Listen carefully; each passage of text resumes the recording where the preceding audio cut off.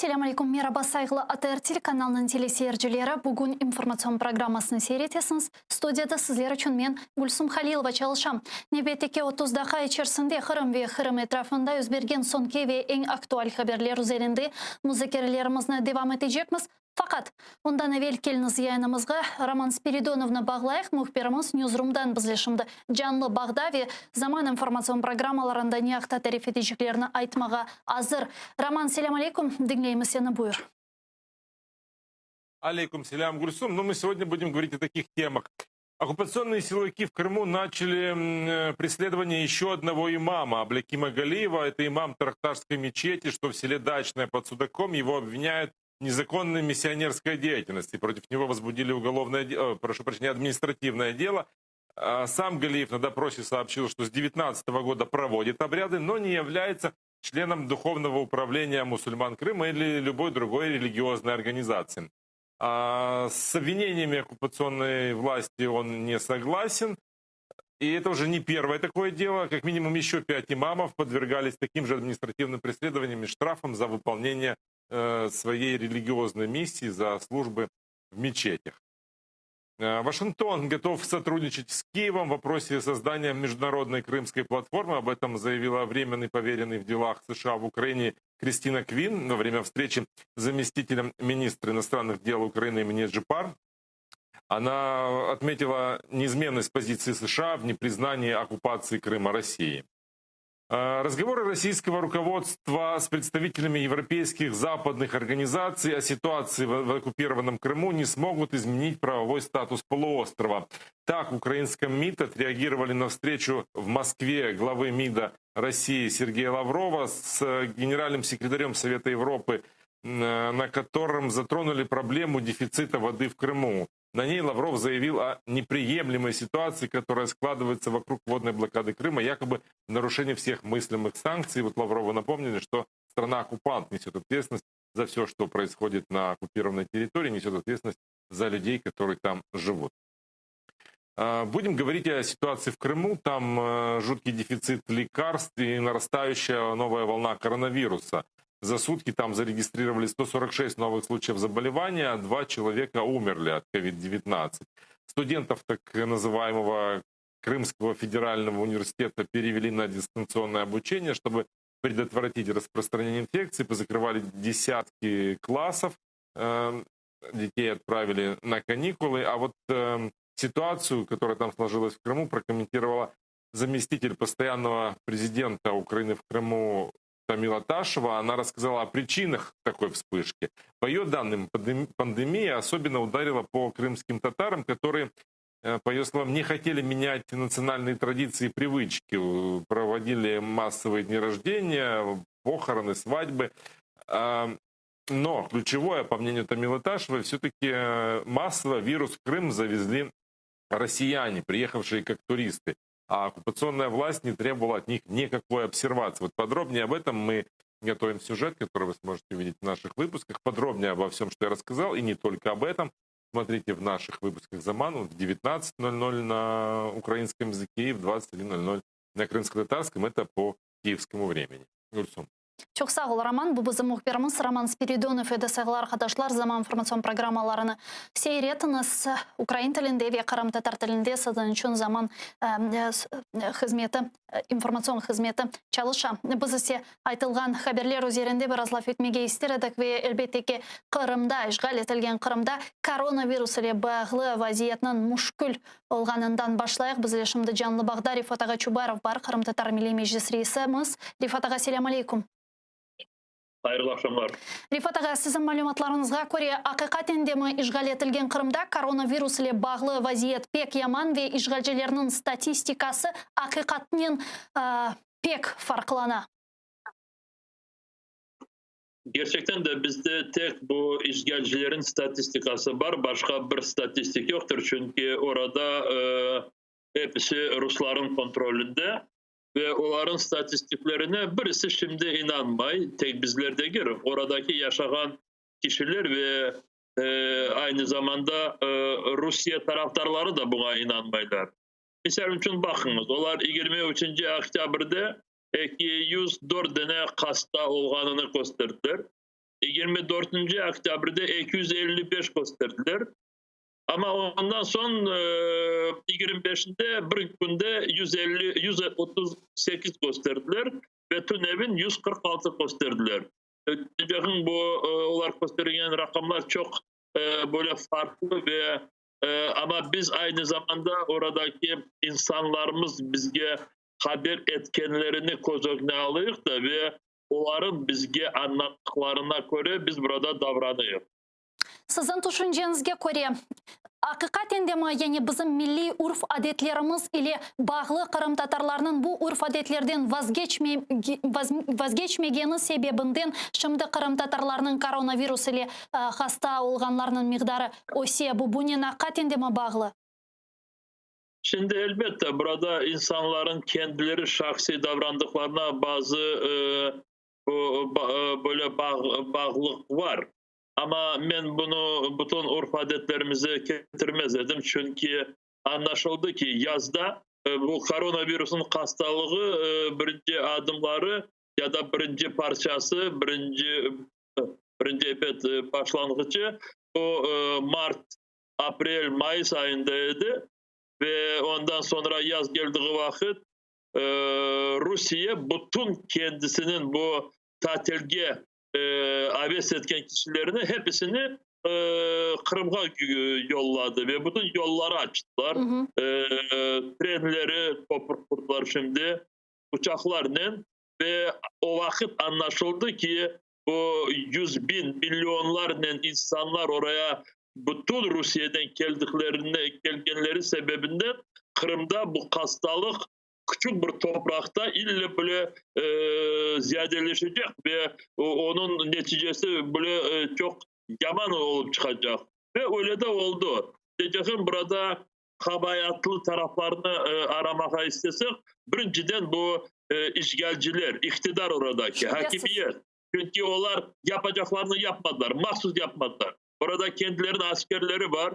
Kendilerin o Kırım'ı daha çok Kırım'da baskın yapmak için çeşitli türlü kendi yakın olan insanlarını oraya getirdiler. Onları bakalar. Ama oradaki diğer yaşayan kişilerge işgalcilerin tarafından bir türlü bile dikkat olmadı. Ve aslında benimce şimdi oradaki olan bu hastalığın böyle çok büyük böyle bir basamaka gelgeni Rus işgalcilere biraz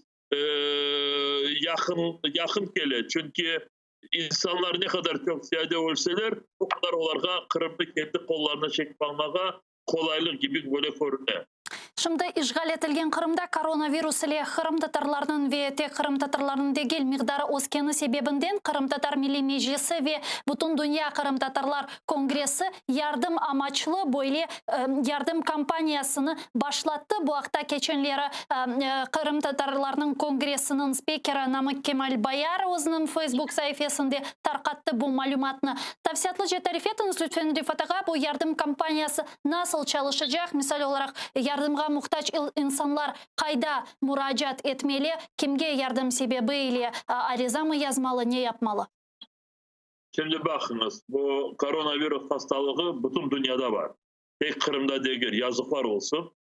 Ve anlaşıldı ki bu hastalığın keteyatkanı da bütün bölgelerde böyle insanları kuvandırmayı, daha çok zorluğa kete. Ve çok yerlerde insanlar kendilerini saklamak, parçalamak için elbette karantina çevreleri hayatlarını, bazıları işlerini görüyorlar, daha bir şeyler. Diyeceğim insanlar her bir yerde zorluklar çekil.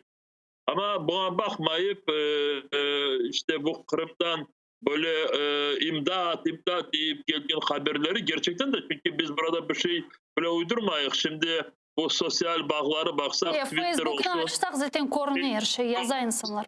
Şimdi o arkadaşlarımın isimlerini söylemeyeyim ama bazıları açıktan yazarlar. Diaspora ne yapar dersin ki diasporada hastalık yoktur.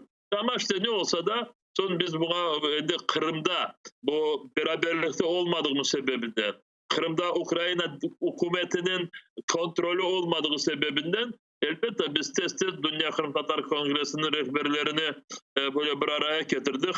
İnternetten elbette biz de böyle görüşmedik. Böyle online şeklinde konuştuk. Kırım Tatar Milli Meclis azalarının akıl tanıştık ve birlikte dedik ki bu diaspora tarafından böyle bir yardım kampanyası başlansın ve ilan edildi o kampanya.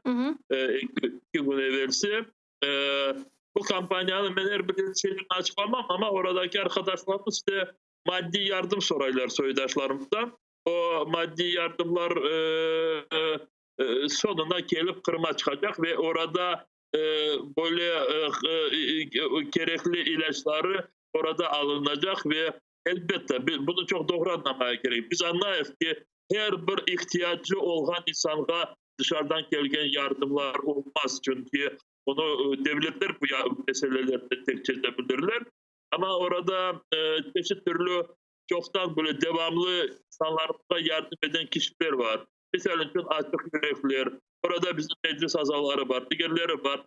Bunlar orada kendileri ilan ederler. Ben burada onların yerine ilan etmeyin de ve gerçekten de böyle çok büyük ihtiyaçları olan insanlar onlarla bir işbirlik yapabilirler. Biz de endi başladık bu yardımı. Ne kadar toplarız bilmeyeyim. Bu ilaçlara çevirecek olsak bazı derneklerimiz, dışarıdaki olan derneklerimiz maddi yardım değil de gene de ilaçları yollamaya istekler. Biz de onların yollarını bulunduk. İlaçlar oraya inşallah varıp gelir. Ama bunu kendi de söylemeye isteyeyim. Bu böyle vagonlardan değil bu işte ama becerdiğimiz kadar insanlarımıza yardım etmeye milletimiz brozu orada kalmadı deyip bunu gerçekten de kendimiz bunu açık yürekten böyle yapmaya tırışıyız ve gerçekten de orada böyle ihtiyaç olan insanlar varlar ama hem birinci yardım orada yapılacak yardımlar gene de milletimiz bu ahir durumda daha çok birbirlerine dikkat olacaklar, birleşecekler, yardımcı olacaklar ve siz başladığınız bu yayını gibi de bazı adetlerimizden çekilmeyip ama bu zor zamanda onları biraz toktatmaya gerek de ve başka bir formüllarda bu adetleri ötkermeye gerek de adamlar birbirlerini bu kastanen işte böyle takmaz. Bunun birlikte siz Tunev'in o'zingizning Facebook sayfasında Kırım'da koronavirus ile bağlı böyle beyanatda bulundunuz. Bu beyanatni açıkladınız ve demek anda siz halkara strukturalarını hususan Birleşken Milletler Teşkilatı'nı OBSE teşkilatlarının monitoring missiyalarının işgal etilgen Kırım'a barılması gerek olğanı ile bağlı böyle beyanatta bulundunuz. Yani bu monitoring missiyalarının Kırım'a gelip çıkacağına umutlar besleysiniz mi? Bu yönelişte nasıl bir faaliyet alıp barılmalı ki belki alıp barıladır biz bilmeyimiz. Şimdi birinciden ben söyleyeyim ki bu beyanat benim şahsi beyanatım değil. Bu Kırım Tatar Milli Meclis Prezidiumun beyanatı. Biz arkadaşlarla beraberlikte bu yazı olan işte bu beyanatını müzakere edip çıktık. Ve gerçekten de o dağıtıldı. Arkadaşlarımız bunu kendileri bakabilirler. Burada bakınız bu Avrupa Güvenlik ve İşbirliği Teşkilatı'nın Ukrayna'da özel bir misyonu var. İnsan haklarını gözleyen ve aynı zamanda Birleşmiş Milletler Teşkilatı'nda burada gözleyen bir grupası var. Ve bu iki tane bakınız. Birincisi AGİT. AGİT degenim OBSE. İkincisi Birleşmiş Milletler Teşkilatı'nın OO. İki tanesinde bu hem mühim hem güçlü halkara teşkilatlar ve bu teşkilatların burada misyonları var.